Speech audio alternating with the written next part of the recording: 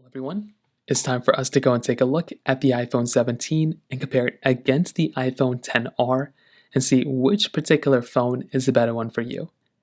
Now, the big thing I can definitely tell you is that between both these phones, they're both very solid. They're both giving you very good experiences. At least when the XR first came out, it was like that.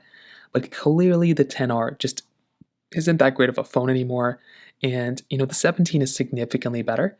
But the one thing I want to let you know is that there's a lot of phones in between these devices that if you own a 10R and you upgrade to, that's still a really big upgrade as well.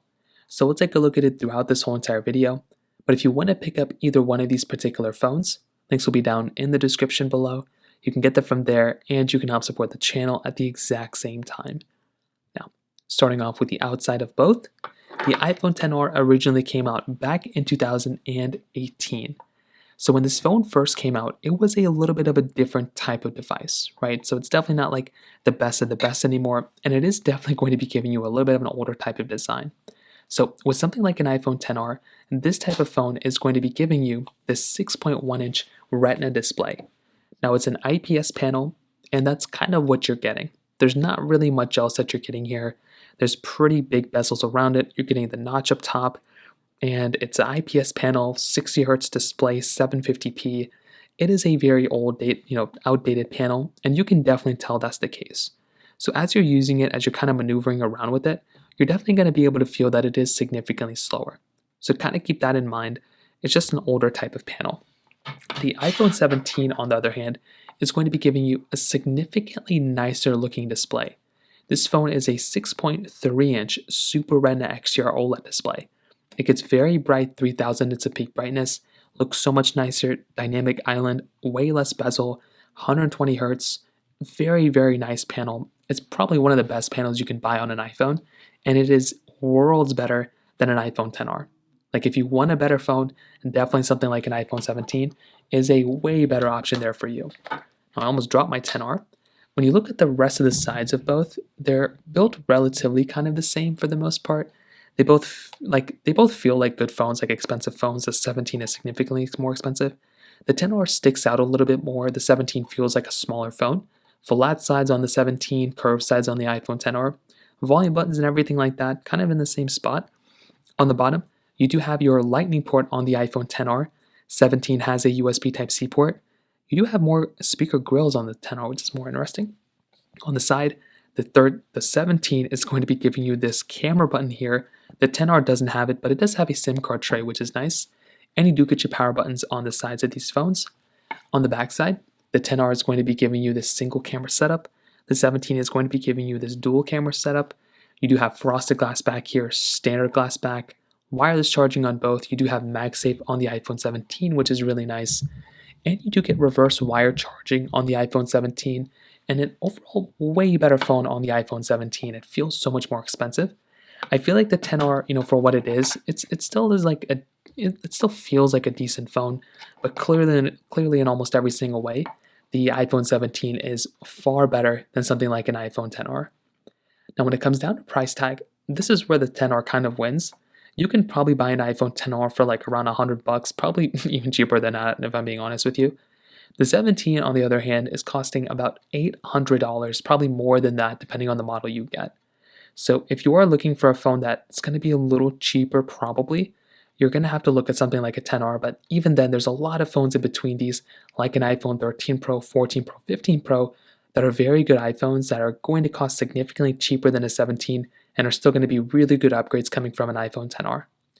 Now, let's go and do a speed comparison between both these phones. The iPhone XR has an Apple A12 Bionic chip inside of it with 3 GB of RAM, where the iPhone 17 has that Apple A19 chipset inside of it with 8 GB of RAM. So let's go see which one is the faster phone between both. Okay, well, let's go and see. All the applications are cleared out in the background. 17 is here, XR is here. Let's get into it. And the thing I will tell you probably before even starting this comparison is that the iPhone XR is just going to be significantly slower in almost every single way. I genuinely just can't think of a way where the iPhone XR would be faster. That was actually a little faster here, I'm not going to lie. But in almost every single realistic way, there's just pretty much no way. the 10R in some ways is actually still surprising to me because it is still like a phone that was supported with software. It's no longer supported with software though. So that is kind of a problem. But as you're kind of seeing through here, the big thing, at least that I'm going to see, that I've seen with every single iPhone with a 120 hertz to 60 hertz panel, is the lack of a high refresh rate. That is one of the main issues you're going to experience here with something like an iPhone 10R. This type of phone is going to be a little limited in that side. It's not going to be the biggest deal in the world, but it is going to be a very big issue. So if you have something like an iPhone 10R, going up to something that even has a 120 hertz display, like an iPhone 13 Pro, it's going to feel significantly faster. And that is one of the big things that I recommend thinking about. Because even though, if you just put a 120 hertz display on an iPhone 10R, that phone would feel so much faster, it's not even funny. And that's because of just how that refresh rate kind of holds up. So even from these applications that I'm testing, you can see that there's some advantages, some disadvantages between both, but the 17 is consistently the more faster one. And as you're going through and using these phones even more, you're going to start seeing that there's going to be little tiny things here and there from loading, from downloading, config, all these things that are so much faster on an iPhone 17. Even look at this. Not only is it faster, but it's also going to glitch up way less. So look at this particular application, right? Like it was so much faster on the iPhone 17. And that is kind of typically what ends up happening here. So I do think with something like an iPhone 17, this phone is going to be significantly faster in almost every single way. If you're trying to get the phone that is going to be faster here, the 17 is great. The 10R is, I guess, still okay, but you're going to feel like this is a significantly slower phone in almost every single way. Now, when it comes down to their cameras, this is also another very big takeaway. So they're both giving you a different type of camera setup. The 10R is a single camera setup. The 17 is a dual camera setup. 4K at 60 on the back and the front of the iPhone 17. The 10R does do 4K at 60 on the back, but only 1080p on the front side. Now, the thing I can definitely tell you about these types of cameras is that if you're going to pick up some sort of camera, something like the iPhone 10R it's still like giving you a good type of experience. You're able to zoom in and zoom out quite a bit, which is nice. You're getting photo mode, video mode, slow mode, lots and lots of really nice things going on here, which is a very nice type of device. I'm a really big fan of this type of phone when it comes down to it, at least when it first came out. But the camera is one of those things that really didn't do it justice when it first came out.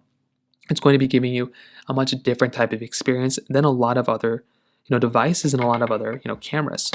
With the iPhone 17, this type of device is going to be giving you a much more limited type of experience. So with this one, did I say that the 17 is going to be giving you a much better experience? The 10R is going to be more limited.